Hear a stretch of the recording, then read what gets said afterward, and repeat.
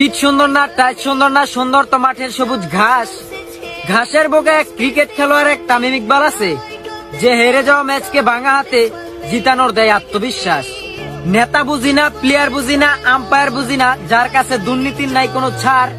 বাংলাদেশে এক অলরাউন্ডার সাকিব আল হাসান আছে, যে চিতা নয়, সিংহ নয়, পুরো এক রয়্যাল বেঙ্গল টাইগার। খারাপ সময় দেখে হয়তো দল থেকে বাদ পড়েছে, খারাপ হয়তো তার রাশি।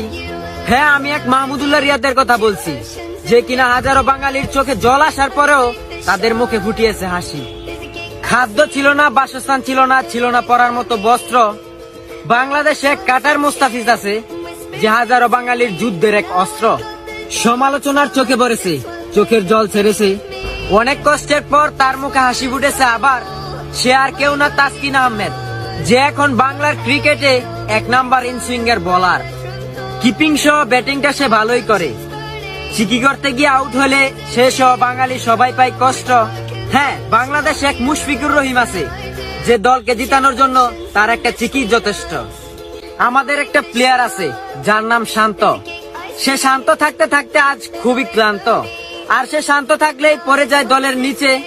আর যেই দিন শান্ত থেকে অশান্ত হয়ে যায়, সেই দিন হেরে যাওয়া বাংলাদেশও যায় জিতে। ওপেনিং এ খারাপ ব্যাট করলেই দলের জন্য সর্বনাশ।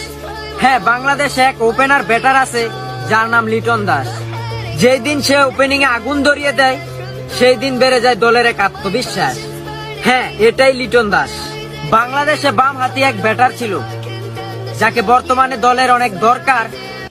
হ্যাঁ, আমি ওই প্লেয়ার কথা বলছি, যার নাম সৌম্য সরকার। স্বপ্ন দেখেছে বাঙালি তাকে ঘিরে, আবার আসবে সৌম্য সবার মাঝে ফিরে। মানুষটা খাটো হলেও তার সাহসটা ওই উড়ন্ত আকাশের বাজ।